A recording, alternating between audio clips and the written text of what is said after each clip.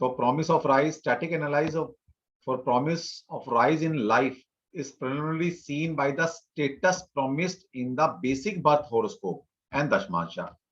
तो बेसिकली सबसे पहले योग देखने होते हैं कि कब क्या प्रॉमिस के योग है या नहीं है। ठीक है, तो सबसे पहले उसको देखा जाता है।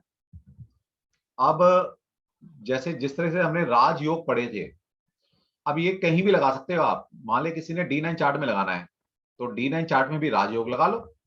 तो D9 चार्ट में स्पेशल अलग से उसको ये राजयोग बनाओ। तो राजयोग आपको पता था केंद्र और त्रिकोण से राजयोग बनता है। तो अगर किसी भी वर्गा चार्ट में जब राजयोग बन जाएगा, तो इसका मतलब है उस वर्गा चार्ट के अच्छे रिजल्ट आने की प्रोबेबिलिटी है। क्योंकि राजयोग का मतलब है, मतलब D1 चार्ट में राजयोग बना है तो राजा जैसे योग बने ना आपके, इसका मतलब तो राजयोग बन गए, अच्छे योग बने आपके। और कुंडली में जितने अच्छे योग बनते हैं उतनी ही कुंडली ऊपर अपलिफ्ट हो जाती है। कुंडली अच्छी और बुरी कुछ नहीं होती, कुंडली में यही है। बाकी ये नहीं है कि मेरा प्लैनेट नीच का बैठा है उच्च का बैठा है, ये कोई बहुत मायने नहीं रखती चीजें। प्लैनेट उच्च का है नीच का है, कौन सी दशा चल रही है, सिंपल है योग। जिसकी कुंडली में जितने अच्छे योग बने होंगे, ओके, दशा तो उन्हीं की योगों की आएगी। क्योंकि योग किससे बनते हैं? योग बनते हैं जब कोई हाउस और प्लैनेट मिलकर कोई कॉम्बिनेशन बनाए, तो योग बन जाता है। तो हर योग में प्लैनेट इंक्लूड होते हैं। जैसे हमने रोचक महायोग सीखा, हमने पंच महापुरुष योग सीखे, बहुत सारे योग होते हैं इस तरह के। तो जितने अच्छे कुंडली में योग बने होंगे, ठीक है, उतने ही कुंडली अपलिफ्ट हो जाती है। तो राजयोग ये भी एक योग है। तो जैसे D9 में इसको लगाएंगे, अगर D9 में राजयोग अच्छे बनते हैं तो क्या मतलब है? शादी में राजयोग मिल गया आपको। ठीक है, अब शादी में राजयोग का मतलब है शादी अच्छी चल जाएगी। इस तरह से दशमांश कुंडली जो D10 चार्ट है वो प्रोफेशन के लिए है। प्रोफेशन में अगर अच्छे राजयोग बने हुए हैं तो क्या मतलब है? तो dashamsha should have rajyoga. The planet causing yoga have an important same timing of rise. अब मान लिया, अब आपको पता है हमने राजयोग कैसे बनते हैं, केंद्र और त्रिकोण के कॉम्बिनेशन से राजयोग बनते हैं। और आप ये देखिए, लिखिए उसको कि जो D1 चार्ट में राजयोग बना रहा है प्लैनेट, और कोई आपने राजयोग में देखा भाई कौन कौन से प्लैनेट D1 चार्ट में राजयोग में इन्वॉल्व है, वो प्लैनेट एक तरफ लिख लो। इसके बाद लिखो D10 में जो राजयोग बना रहे हैं। ओके, अब कुछ ऐसे प्लैनेट होंगे जो कॉमन आ जाएंगे, जो D1 में भी राजयोग बना रहे हैं और D10 में भी जो वो प्लैनेट राजयोग में इंक्लूड है, बना रहा है। तो वो प्लैनेट बहुत मोस्ट इंपोर्टेंट प्लैनेट हो जाता है। वो आपकी लाइफ में अपलिफ्टमेंट लाएगा। कब लाएगा? जब उसकी दशांतर दशा आएगी। सिंपल सी बात है। तो योगों को पहचानो। अब योगों के पीछे हम ज्यादा नहीं पढ़ेंगे, आप सब समझदार हैं। कोई भी बुक उठाइए, उसमें योग सिंपल है, मतलब योगों को समझना कोई बहुत बड़ी बात नहीं है। एक तो सबसे पहले किसी ने योग सीखना है तो फल दीपिका ले लीजिए। फल दीपिका में बहुत अच्छे योगों को समझाया गया है। ओके, और कुछ योग जो ट्रिकी योगा है वो मैं आपको धीरे धीरे समझा दूंगा। हर लेक्चर में कोशिश करेंगे आगे से, हर लेक्चर में कुछ अलग अलग चीजें मैं आपको लेकर आऊंगा। क्योंकि हर चीज के और बड़े गहरे मतलब है। आपने रेट्रो प्लैनेट सीखा है, रेट्रो का आपने मीनिंग नहीं सीखा, सिर्फ ये है कि रेट्रो प्लैनेट है, लेकिन रेट्रो प्लैनेट बहुत कुछ दे सकता है। एक्सोल्टेड प्लैनेट, ठीक है, इस तरह से छोटे छोटे टॉपिक हम साथ साथ लेकर चलेंगे। वहां पर क्लू है, वहां पर इतना आसान नहीं है इन प्लैनेट को पकड़ना कि रेट्रो प्लैनेट है तो रेट्रो। पहली बात तो कौन सा प्लैनेट है, हर प्लैनेट रेट्रो में कुछ अलग बिहेव करता है। और रेट्रो प्लैनेट कब अच्छा रिजल्ट देगा, कब बुरा रिजल्ट देगा, तो ये पूरा अपने आप में सब्जेक्ट है रेट्रो प्लैनेट। ओके, इसलिए कंबस्ट कोई प्लैनेट हो गया, अब आपने कंबस्ट पढ़ा था, तो कंबस्ट का भी बहुत गहरे मतलब है कि कंबस्ट होने के बाद रिजल्ट देगा या नहीं देगा। ठीक है, इसलिए छोटे छोटे टॉपिक है हमारे पास बहुत सारे। इससे क्या आता है कि आपने कुछ योग स्टार्टिंग में पढ़े हैं, उनकी इंटरप्रिटेशन नहीं पढ़ी अभी, उनके एक्चुअल में मीनिंग क्या है वो आपको धीरे धीरे मैं सिखाना शुरू करूंगा। तो इस तरह से राजयोग अगर आपकी कुंडली में बनता है तो यानी कि वो अपलिफ्ट कराएगा। In birth horoscope the planet causing yoga if repeat the yoga in dashamsha. कोई एक ऐसा प्लैनेट जो राजयोग में इन्वॉल्व वहां भी था D1 चार्ट में, और वही प्लैनेट राजयोग तुम्हारा D10 में भी बना रहा है, उसको मार्क कर लो। ठीक है, in dashamsha then these become important and give rise in their dasha. वो प्लैनेट की प्लैनेट हो गया अब आपका। ओके, अब इसमें थोड़ी थोड़ी चीजें और लगेंगी, अब धीरे धीरे आएंगी, आ रही हैं चीजें कि वो प्लैनेट वक्री है तो क्या मतलब है, कंबस्ट हो जाए तो क्या मतलब है, ठीक है, त्रिक हाउस में पहुंच जाए तो क्या मतलब, त्रिक हाउस लॉर्ड बन जाए तो क्या मतलब है। तो कई बार चीजें यहाँ से अब आपकी जर्नी स्टार्ट होती है, तो थोड़ा थोड़ा लगाना शुरू करेंगे। तो the planet causing yoga in dashamsha can be different from the planet that cause yoga in birth horoscope. तो दोनों अलग अलग भी प्लैनेट हो सकते हैं। In such cases all of them have a say in indicating period of rise but the force is reduced. अब ये भी मतलब है, मान लो कोई ऐसा प्लैनेट मिला ही नहीं आपको कि जो D1 और D10 दोनों में कोई एक म्यूचुअल प्लैनेट ऐसा आ जाए, कॉमन प्लैनेट, कि वो दोनों राजयोग में शामिल है। अगर नहीं है तो कोई बात नहीं, लेकिन अगर अलग अलग भी है तो वो भी अपलिफ्ट करते हैं, लेकिन उसकी इंटेंसिटी, उसकी फोर्स उतनी नहीं है जितनी एक ऐसा प्लैनेट आपको मिल जाए जो D1 और D10 चार्ट में राजयोग में शामिल है। वो पक्का अपनी दशा अंतर दिशा में आपको लिफ्ट कराएगा। अब इसके पीछे और भी बड़े रीजन है, कब कराएगा आपको ये भी पकड़ना पड़ेगा। मान ले महादशा उसकी चल गई, अब हर अंतर दिशा में नहीं कराएगा वो, अब आपको ये देखना पड़ेगा अंतर दिशा किस किस प्लैनेट की चल रही है, वो प्लैनेट भी क्या किसी योग में शामिल है। अगर वो भी किसी योग में होगा तो 2 योगों के प्लैनेट की दशा चलेगी, या 3 लेवल की जब दशा ऐसी चलेगी तो रिजल्ट आएंगे। दूसरा, वो प्लैनेट उस कुंडली के लिए क्या है, उस जो महादशा चल रही है उस महादशा लॉर्ड का वो मित्र है, शत्रु है, सम है, ये भी देखना पड़ेगा आपको उस पर्टिकुलर कुंडली के लिए। अगर उसका फ्रेंड है उस कुंडली के लिए तो अच्छी बात है, पहला जो महादशा चल रही है वो राजयोग में शामिल है, जो जो अंतर्दशा चली है उसकी वो उस कुंडली के लिए उसका मित्र है और अच्छे भाव का लॉर्ड है, वहां पर किसी बैड योग में शामिल नहीं हो रहा, तो वो दशा में वो अंतरदशा एक चमत्कारी दशा होगी जिसमें आप अपलिफ्ट कर पाओगे। तो यहां से चीजें पकड़नी है, शुरू करते हैं। फिर नेक्स्ट सेकंड था उपचय हाउसेस। उपचय, अब आपको ऐसे ही पढ़ाया गया था ना कि उपचय हाउस क्या होते हैं, त्रिक हाउस क्या है। तो उपचय हाउस कौन से थे, 3, 6, 10, 11, 3, 6, 10, 11, ये उपचय स्थान है। उपचय मतलब आपका स्टेटस को उठा देना। उपचय हाउस एज्यूम ग्रेट सिग्निफिकेशन इन दशमांशा, दशमांशा में दशमांश D10 चार्ट का 3, 6, 10, 11 इंपॉर्टेंट हाउस है ये। These are seen from लग्ना ऑफ दशमांशा, वही है लगन, दशमांशा के लगन से हम देखेंगे 3, 6, 10, 11 house. In this way it shows the overall rise in all area of karma। अब ये क्या बताता है, ये 3, 6, 10, 11 हाउस जो उपचय हाउस बोले गए किसी प्रोफेशन के लिए नहीं है, ये आपके ओवरऑल कर्मा को अच्छा बनाते हैं, ये मतलब है। Planet which repeat occupation of upachaya house in birth horoscope and dashamsha assume more signification.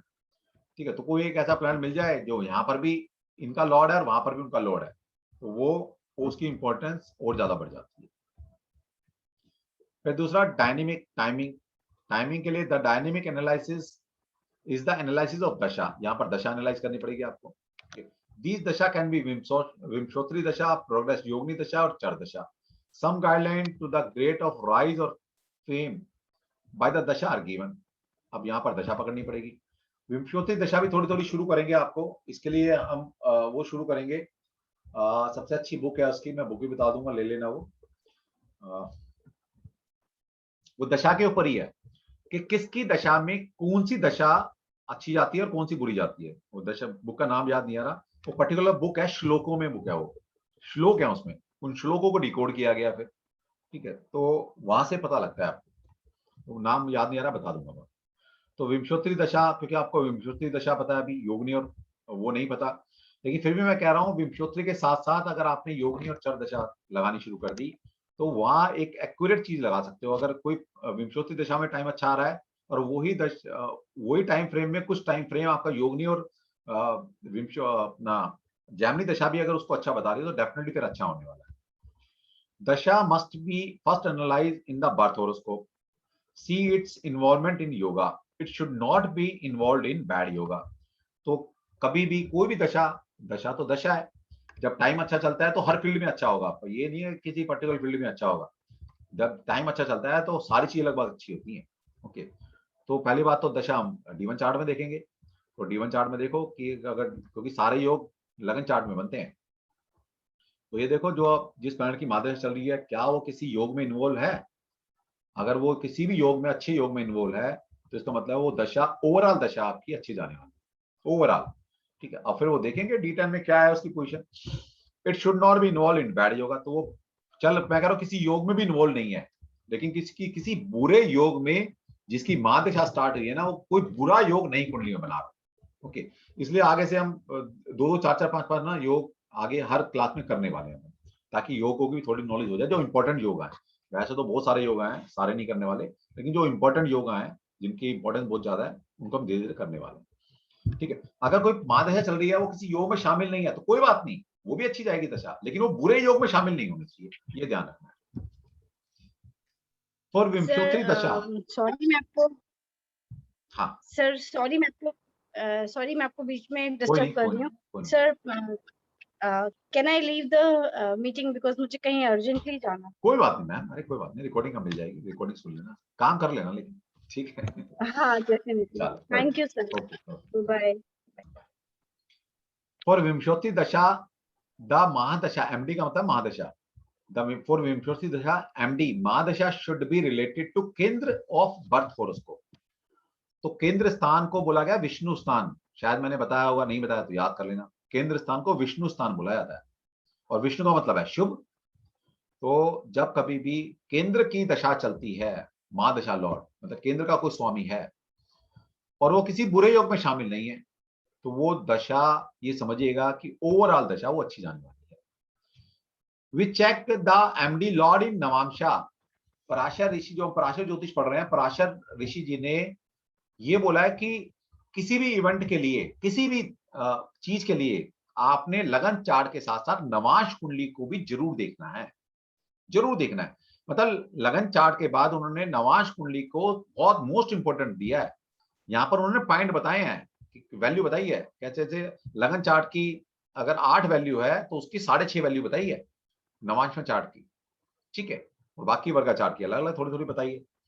तो कोई भी इवेंट के लिए जरूरी नहीं कि आप सिर्फ शादी के लिए नवांश कुंडली को देखते हो, किसी प्लैनेट को देखना है, ये अच्छा बिहेव करेगा, बुरा बिहेव करेगा, इसमें पावर कितनी है, वो नवांश कुंडली से देखा जाता है। तो we check the mahadasha lord in navamsha it should occupy any sign which is एक kendra sign in the birth horoscope. अब यहां से चीजें समझ में आएंगी आपको, इसलिए कहते हैं पराश्रित ज्योतिष करना वो भी दशा के मामले में बहुत मुश्किल टास्क है, बहुत मुश्किल टास्क है चीजें निकालना। क्योंकि यहां पर ये कहता है पहले लगन चार्ट में देखो, फिर नवांश कुंडली में देखो, फिर पर्टिकुलर उस वर्ग का चार्ट में देखो। अब उसको एनालाइज करने की पावर आनी चाहिए आपने, ठीक है। मान ले कहीं अच्छा आ रहा है, कहीं बुरा आ रहा है, आप कैसे जज करोगे? फिर वो आपकी इंटेलिजेंस होती है, या आपको क्या इंट्यूशन आ रही है। तो इसलिए पराशर ज्योतिष में दशाओं से कुछ प्रेडिक्ट करना इसलिए थोड़ा मुश्किल होता है।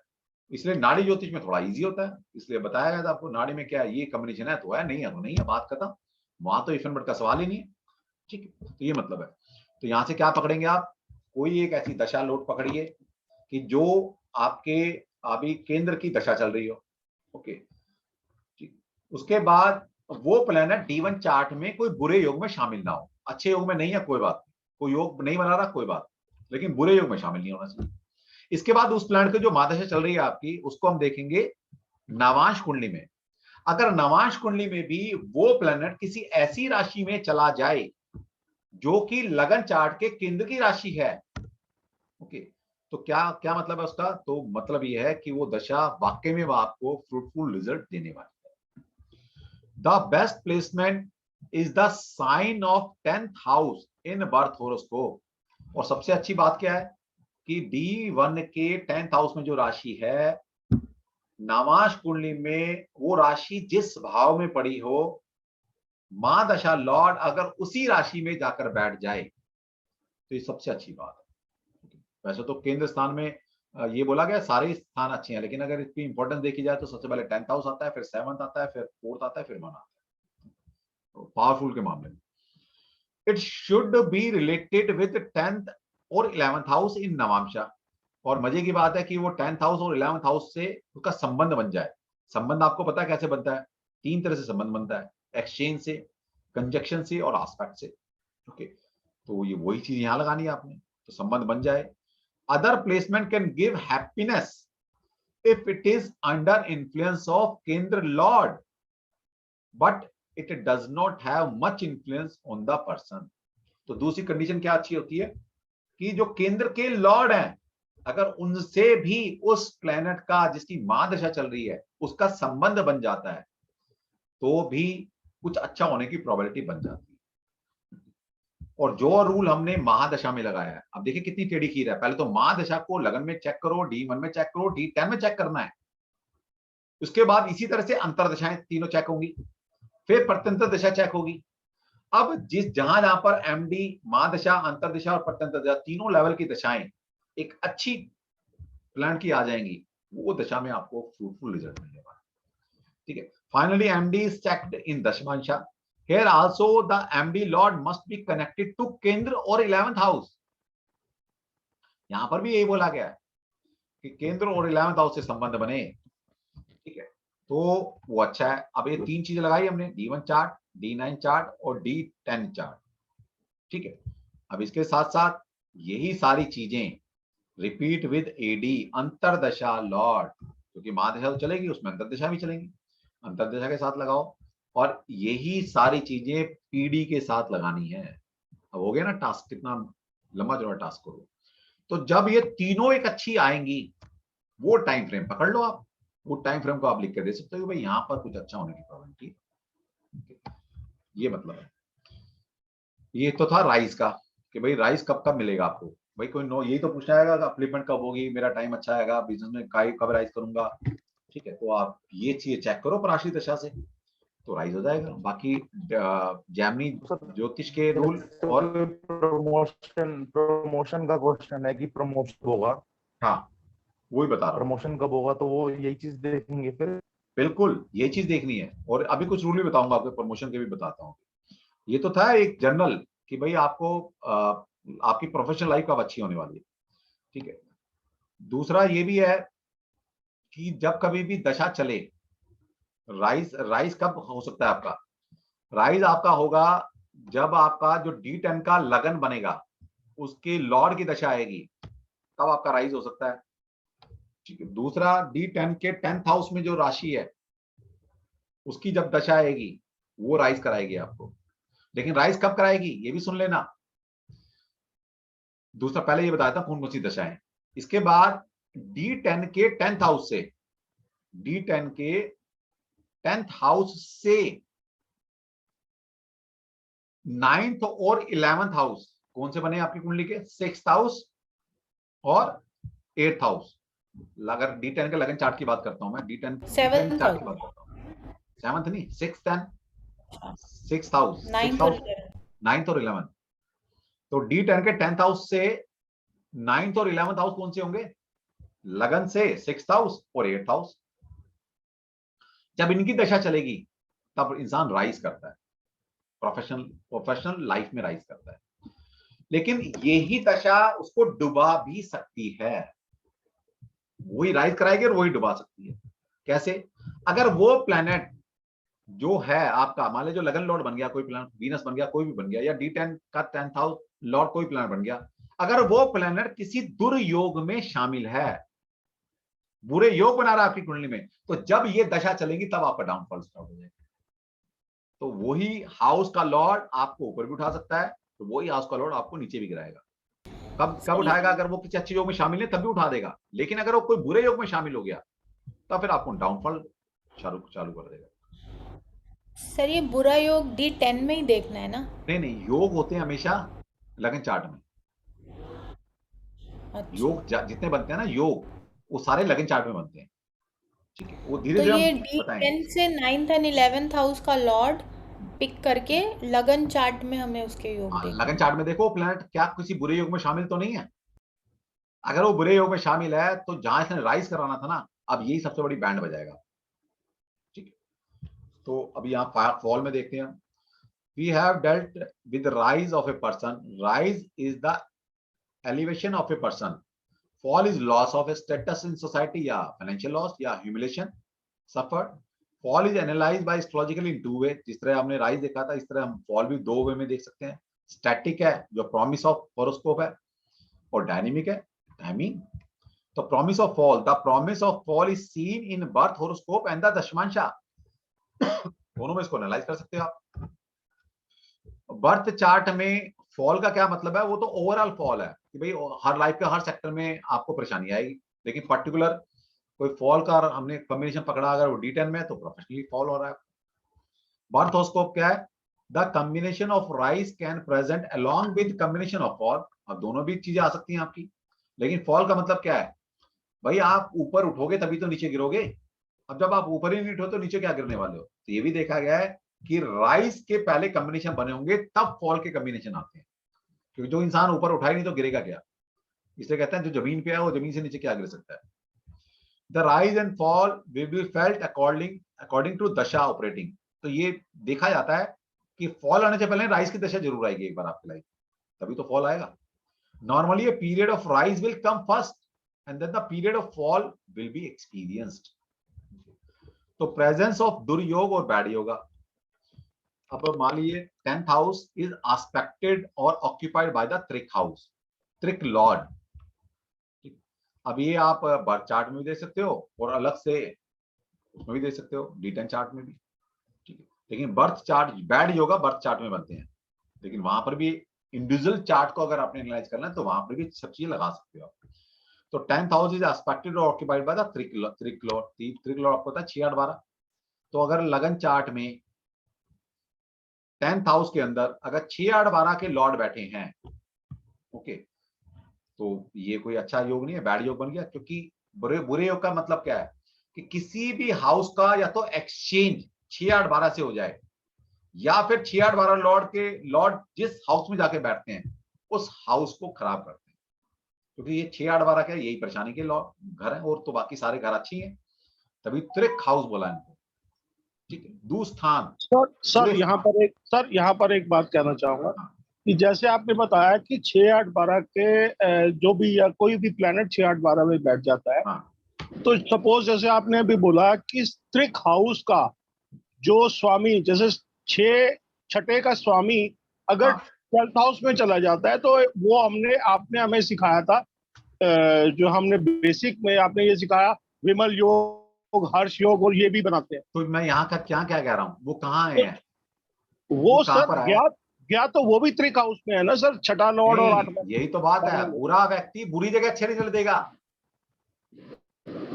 बुरा व्यक्ति हाँ, तो मैं बुरी जगह अच्छे रिजल्ट देता है। हाँ, यानी कि वो जो त्रिक हाउस में जो बैठा हुआ है लॉर्ड, वो अगर अपने से मतलब 8वें घर में चला गया या 8वें का स्वामी 6ठे में आ गया, तो ये भी तो योग है ना, तो उसको बेनिफिशियल। हाँ, लेकिन क्या करेगा पहले वो, हमने क्या बताया तो उसको कि वो बेनिफिट क्या नहीं बनता है, मिलेगा इससे। विपरीत राजयोग। कौन सा राजयोग है वो? विपरीत राजयोग। सर जैसे हर्ष योग बोला आपने, विमल योग बोला, एक दो विपरीत योग और राजयोग है वो, उनके नाम है, ये है तो विपरीत राजयोग, उसमें नाम दे दिए गए। हाँ, 6ठे का उसमें चला जाए, 8वें का उसमें चला जाए, 12वें का उसमें चला जाए, नाम दे दे, लेकिन है विपरीत राजयोग। इसका मतलब क्या हुआ विपरीत राजयोग का, कि विपरीत परिस्थितियों में पहले आना पड़ेगा, उसके बाद राजयोग मिलेंगे। तो पहले डाउनफॉल में जाओगे ना, पहले डाउनफॉल में जाना पड़ेगा, तब जाके ऊपर उठोगे आप। तो फुलफिलमेंट तो वही हो गया ना, फॉल तो आया ना आपकी लाइफ में, लेकिन नीचे उठने के बाद जो जंप मारोगे आप, कौन मारेगा? जिसका विपरीत राजयोग कुंडली में बन रहा होगा, वो जंप मार के ऊपर उठ जाएगा। तो आए विपरीत राजयोग, पहले विपरीत परिस्थितियां आएंगी, डाउनफॉल जाएगा, उसके बाद आप ऊपर उठोगे। और वो 10th हाउस का मतलब नहीं है, यहाँ पर मैं 10th हाउस से रिलेशन बता रहा हूँ आपका। तो 10th हाउस इज एस्पेक्टेड और ऑक्यूपाइड बाय त्रिक लॉर्ड। तो अगर त्रिक लॉर्ड यानी कि 6 8 12 भाव के स्वामी अगर 10th हाउस से संबंध बना लें, ठीक है, तो दिक्कत है, ये योग है, बुरा योग बन गया आपकी कुंडली में। अब जब उसकी दशा चलेगी 10th हाउस, किसकी? 10th हाउस लॉर्ड की, क्योंकि तब 10th हाउस को खराब कर दिया उसने। तो जब उसके 10th हाउस लॉर्ड की दशा चलेगी, अब वो बैंड बजाएगा। अगर यही कोई बुरा योग नहीं बना होता, यही कोई अच्छा योग बना होता, तो 10th हाउस लॉर्ड आपको अपलिफ्ट कराता, जब उसकी दशा चलती आपको फ्रूटफुल रिजल्ट देता। लेकिन वो बुरा फंस गया, क्योंकि उसके घर में कोई बुरा प्लान आके बैठ गया। अब उसकी राशि बुरी होगी, उसका घर बुरा हो गया, तो जैसा राशि जैसा घर वैसे उसके रिजल्ट। इसके बाद है 10th Lord is placed in trik house. अब 10th लॉर्ड त्रिक हाउस में जाके बैठ जाए, ठीक है, तो अब ये बुरा योग बन गया यहाँ पर 10th लॉर्ड। तो 10th, क्योंकि 10th हाउस बहुत सबसे कर्मों का घर वही है, अगर वही कहीं बुरे जगह फंस गया, जब उसकी दशा चलेगी तो क्या करेगा? जैसा है, जहां बैठा है वैसे रिजल्ट देगा। 10th लॉर्ड इज कंजंक्ट और एस्पेक्टेड बाय त्रिक लॉर्ड। 10th लॉर्ड अगर त्रिक लॉर्ड के साथ बैठ जाए और कोई शुभ संबंध ना हो, तो वो भी जब उसकी दशा चलती है तो वो भी आपको डाउनफॉल की तरफ लेके जा सकता है। मोर दुर्योगा कॉज सीरियस प्रॉब्लम। अब ये नहीं एक आध बना हुआ है तो कोई बात नहीं, लेकिन जितने कुंडली में बुरे योग बनेंगे उतनी ही प्रॉब्लम ज्यादा है।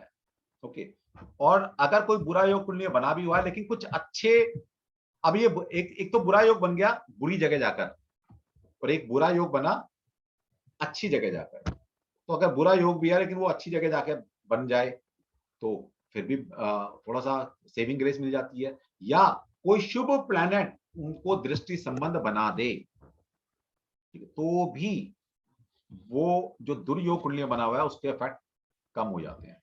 मान ले लग्नेश जिसको भी देख ले, लग्नेश तो ऐसा गंगा जल है जिसके साथ बैठेगा, ठीक है, जिसको देख लेगा, जिस हाउस में जाके बैठ जाएगा उस हाउस को बली कर देता है।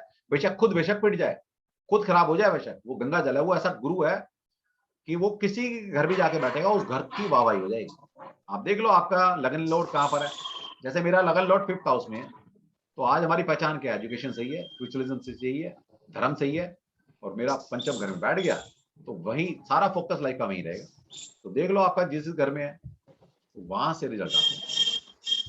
सर अगर लगन लॉर्ड ही अस्त हो, हाँ तो आ गया ना फिर। अब क्या मतलब है, आपका जो सेनापति है, सबसे इंपॉर्टेंट सेनापति जिसके बलबूते आप जीवन रूपी गाड़ी चलाना चाह रहे हो, अगर वो ही बीमार पड़ा है तो क्या करोगे फिर? कुछ नहीं कर सकते। अब उसकी चैंटिंग करके उसके मंत्रों की चैंट करो, उसको पावर बल दो। उसको बल देने के बहुत सारे तरीके हैं। सबसे अच्छा हमेशा मेरा जिस पे जोर रहता है, और वो भी क्यों रहता है इसके पीछे रीजन है। जब भारतीय लाल बहादुर शास्त्री संस्कृत यूनिवर्सिटी से मैंने पहले ही बताया, हमने वहाँ जब कोर्स किया था वास्तु का वहां से, तो वहां पर रिसर्च हो रखी थी और हम उस रिसर्च में हमें बुलाया जाता था। मतलब हम तो जूनियर थे, हमें इनवाइट करते थे जब इस तरह की चीजें होती थी, सेमिनार या वो, तो वहां हमने रिजल्ट देखे हैं मंत्रों की चैंटिंग के। तो सबसे ज्यादा इफेक्टिव कोई रेमेडी नहीं है, सबसे ज्यादा इफेक्टिव है मंत्रों की चैंटिंग।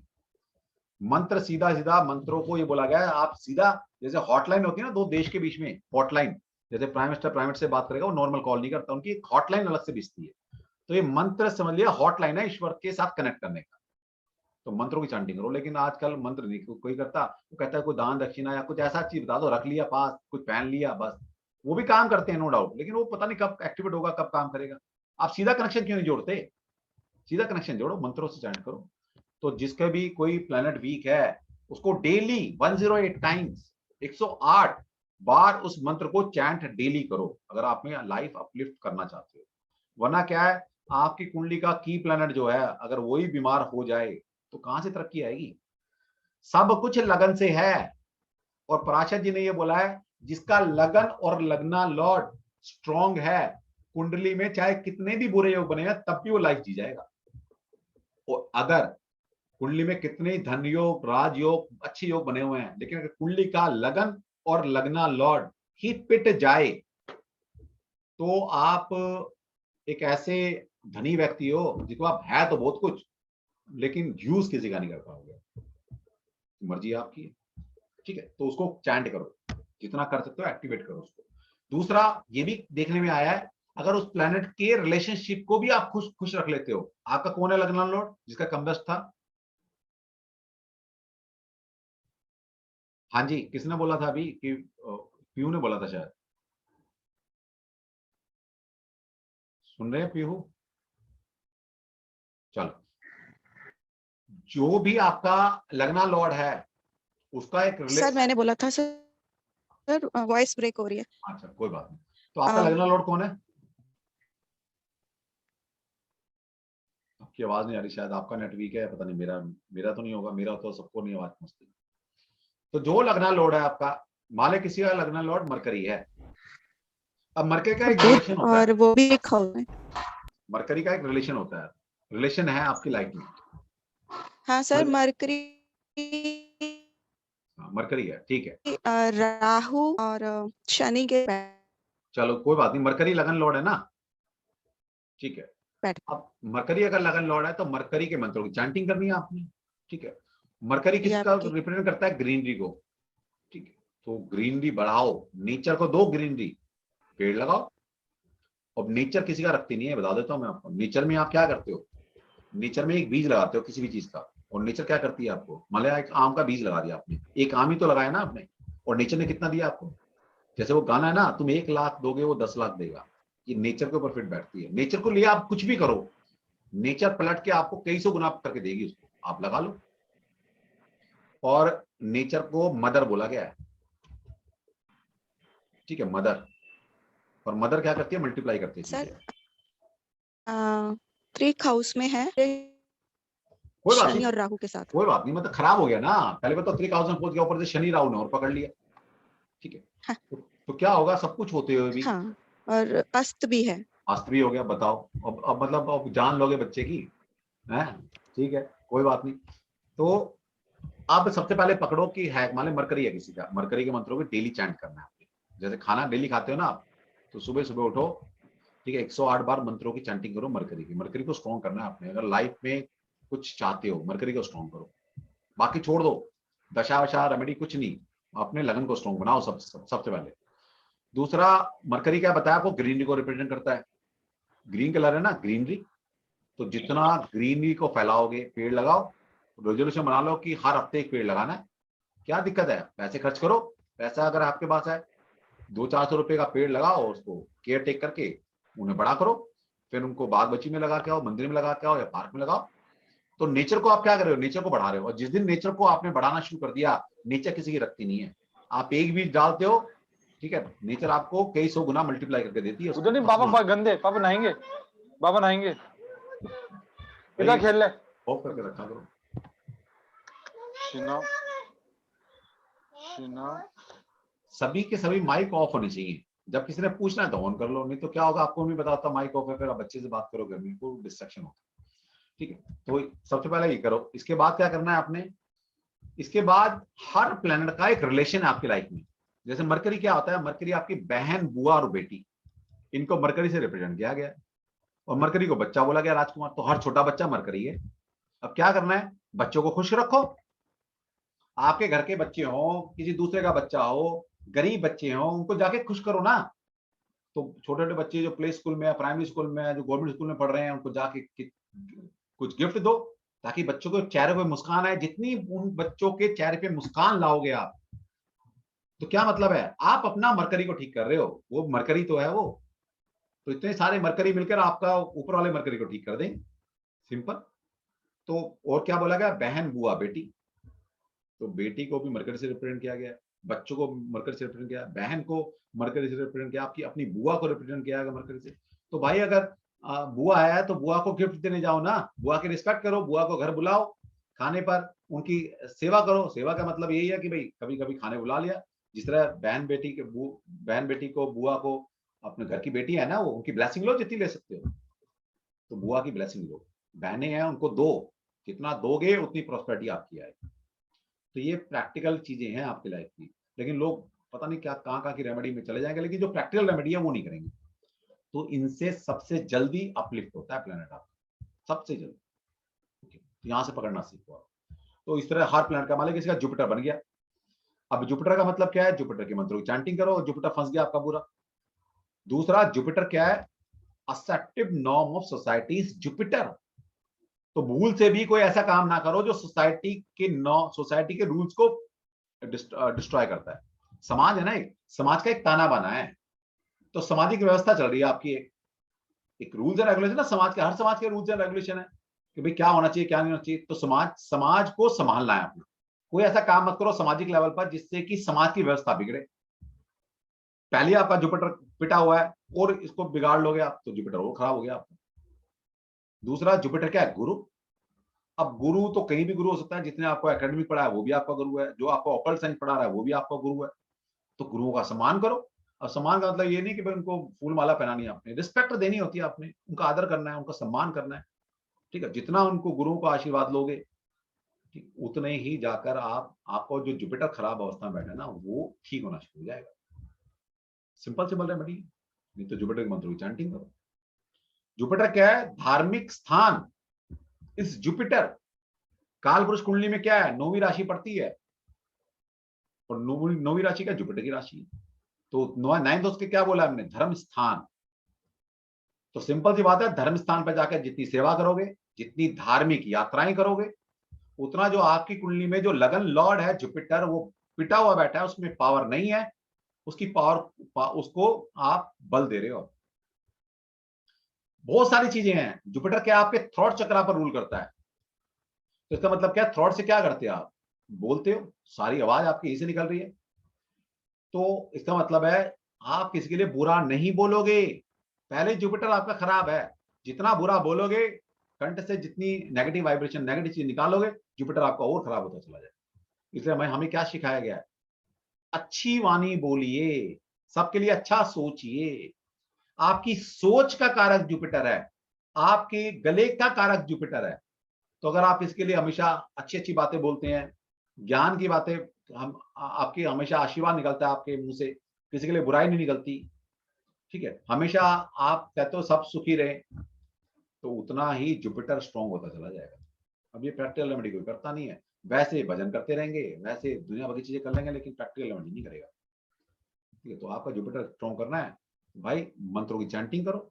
किसी मंत्र की चैंटिंग करोगे जुपिटर स्ट्रांग होगा, क्योंकि जुपिटर क्या आपके गले का कार है। गले से जब आप उस डिवाइन वर्ड को निकाल रहे हो, क्योंकि मंत्र क्या है, एक एक शब्द ईश्वर से कनेक्टेड है, वो एक एक शब्द। तो अब जब आप गले से वो निकालो तो आप जुपिटर एनहांस कर रहे हो। धार्मिक यात्राएं करो, रेजोल्यूशन बना लो, आपका लगन लॉर्ड जुपिटर है, जुपिटर आपके खराब अवस्था में बैठा है, उसको ठीक करना है, तो भाई हर महीने रेजोल्यूशन बना लो, मेरे को कहीं ना कहीं धार्मिक यात्रा करनी है। जितना धर्म की धार्मिक यात्राएं करोगे, उतना जुपिटर आपका स्ट्रॉन्ग होता चलेगा। तो ये रेमेडी करनी सी पड़ेगी आपको, सीखो, ये होती है एक्चुअल रेमेडी। वरना हर इंसान कहता है भाई पत्थर बना दो यार, बस पैसे खर्च कर लेंगे, लेकिन काम, जो काम की रेमेडी है वो नहीं करते रहते। प्रेजेंस ऑफ दरिद्र योगा। अब मान लीजिए आपके दरिद्र योग कुंडलियां बने हुए हैं, तो भी कहां से प्रोफेशन चलेगा आपका, कहां से अपलिफ्ट होगा। अब दरिद्र योग कैसे बनता है, 11th lord in trik house without having any relation with the trine lord. तो 11th हाउस को क्या बोला गया, गेन का हाउस बोला गया ये, ओके। और ये गेन का हाउस का लॉर्ड अगर आपका त्रिक हाउस में फंस जाए और किसी अच्छे प्लैनेट से एसोसिएट ना हो, ठीक है, तो क्या होगा भाई, बैंड बज गई ना। जो देने वाला प्लैनेट था वही त्रिक हाउस में जाके बैठ गया। तो ये बोला है दरिद्र योगा, योग का नाम ही दरिद्र योगा है कि 11th हाउस लॉर्ड इन ए त्रिक हाउस, 11वें घर का मालिक 6, 8, 12 में बैठ जाए, लेकिन कंडीशन क्या है, without having any relation with trine lord. Trine lord first purity लिखी गई है, लेकिन दूसरा और भी हो सकता है, मान ले कोई ऐसा प्लैनेट जो अच्छे योग में शामिल है, वो भी अगर उसको संबंध बना लेता है, तो उसका भी वो जो दरिद्र योग है वो भी कैंसिल हो जाता है।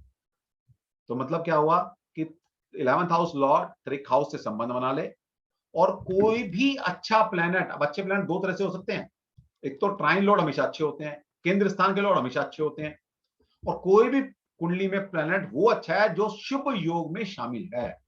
अगर ये तीन अच्छे प्लैनेट अगर उसको इन्फ्लुएंस नहीं करते, तो दरिद्र योग कुंडली में बन गया। अब दरिद्र का मतलब है भाई तंगी रहेगी किसी ना किसी चीज की। दरिद्र का मतलब ये नहीं कि फटे हाल है, मतलब जूझते रहोगे आप, उसके लिए एफर्ट्स करते रहोगे, ये मतलब है। सेकंड लॉर्ड क्या है, ये 11th लॉर्ड का गेन का हाउस था, इनकम, इसको बोला गया इनकमिंग, यहां से इनकमिंग है, आउटगोइंग कुछ नहीं है। सेकंड योग क्या है, second Lord in trik house. Second Lord क्या है, आपकी वेल्थ, हर तरह की वेल्थ, एक्यूमुलेटेड वेल्थ। और सेकंड लॉर्ड क्या है, सेकंड लॉर्ड क्या, आपकी स्पीच, मतलब आपका मुंह, आपकी स्पीच भी सेकंड हाउस से ली गई है, ओके। एक तो था वाणी, जो मंत्रों की चैंटिंग बताई, वो जुपिटर रूल करता है आपके गले के ऊपर। एक है स्पीच, कहते हैं ना, अपने मुंह से मीठा बोलकर आप किसी को अपना बना सकते हो, और उसी जबान से आप किसी को अपना दुश्मन बना सकते हो। बोली तो वही है ना, क्या भाषा यूज करते हो आप। तो सेकंड हाउस हमारी भाषा भी है, और सेकंड हाउस हमारी एक्यूमुलेटेड वेल्थ भी है, ठीक। तो अगर ये इनका संबंध त्रिक हाउस से बन जाए, तो इसका मतलब है बोलचाल में मैं अच्छा नहीं हूं, और दूसरा असेट्स के रूप में उसको देखते हो अपने सेकंड हाउस को। अब वो असेट्स है ना आपकी, अगर वो भी त्रिक हाउस में चलेगी गड्ढे में, तो कमाई गड्ढे में चली गई आपकी, और बिना किसी शुभ ग्रह के रिलेशन से, कॉम्बिनेशन से। तो क्या होगा, जितना कमा रखा होगा वो उड़ता चला जाएगा। क्या कहते हैं ना, इंसान अपनी भाषा से, अपनी बोल से किसी को अपना बना सकता है और किसी उसी बोल से किसी को अपना दुश्मन बना सकता है। तो आप देख लें, जिसका सेकंड हाउस लॉर्ड अगर त्रिक हाउस में फंस जाए तो उनकी भाषा भी अच्छी नहीं हो सकती। ठीक है, जब तक कि कोई दूसरा प्लैनेट उनको शुभ संबंध ना बनाए उससे, तो ये दरिद्र योगा बनते हैं। The result are given according to the house causing yoga. 11th will not give gains and second will not give accumulation। तो 11th का मतलब ये नहीं कि गेन ही दे देगा, लेकिन ये है कि 11th लॉर्ड गेन का होता है। तो अगर कुछ योग बुरे बन गए तो वो पिट जाएंगे, ठीक है, दरिद्र योग बना देंगे, और जब ये कहीं अच्छे योग में शामिल हो जाएंगे तो आपको अपलिफ्ट करा देंगे, इनकी दशा जब भी चलेगी। तो ये पढ़ना पड़ेगा आपको। और भी दरिद्र योग होंगे, और भी कुछ अच्छे योग होंगे, धीरे धीरे हम हर क्लास में थोड़ा थोड़ा इंक्लूड करने वाले। अब दशमांशा, ये तो था लगन, क्योंकि सारे योग कहाँ बनते हैं, लगन चार्ट में बनते हैं। तो ये मैंने लगन चार्ट के रूल बताए आपको, लगन चार्ट में देखो ये तो प्रॉमिस ही ऐसा है, तो फिर काम धंधा कहां से चलने वाला है। The above combination are checked in dashamsha. आप इनको दशमांशा में चेक कर सकते हो आप। These assume greater signification in दशमांशा as दशमांशा is the Karma horoscope। तो अगर ये उसी तरह से हम इसको दशमांशा में भी देखें तो ये कर्म होरोस्कोप है। D10 का मतलब ये karma horoscope. In dashamsha these are seen from lagna. The lagan of dashamsha may be afflicted by malefic in addition of the above yoga। तो ये तो पीछे योग बताए थे, लेकिन अब हम प्रोफेशन की बात करें। प्रोफेशन का हाउस का वर्गा है D10। अब जिस तरह से आप बताया D1 चार्ट का, अगर लगन खराब तो सारी कुंडली उड़ गई, फिर कोई फायदा नहीं उस कुंडली का। अगर लगन लॉर्ड ही वीक है, लगन ही खराब हो गया कुंडली का, तो कुछ भी प्रॉस्पेरिटी जो मिलेगी भी उसको नहीं यूज कर पाओगे आप। कितने अच्छे योग बन रहे हैं कुंडली में, योग कहां फलीभूत होंगे आपके ऊपर। अब जब आप ही वीक बैठे हो तो योग जितने मर्जी अच्छे, तो आप लेने की क्षमता ही नहीं है आपकी। भाई लेने जाना तो पड़ेगा। मैं कहता हूँ मैंने पार्सल बना के आपका दूर रख दिया, लेकिन आप में क्षमता ही नहीं चलने की, तो कहां से लेने जाओगे। आवाज बहुत दूर पड़ी है आपके पास। क्या हुआ, मेरी आवाज कट रही है क्या। तो जो पुराने योग हमने देखे हैं, उसके उस योग में एक और चीज शामिल कर ली हमने कि अगर